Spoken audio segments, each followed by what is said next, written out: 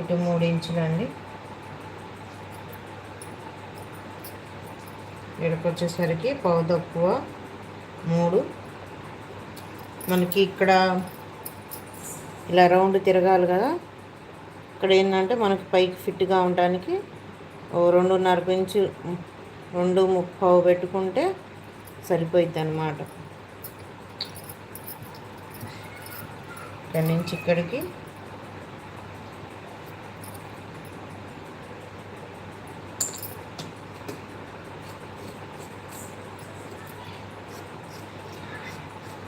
Shape పట్టీ కూడా ready అయిపోయింది.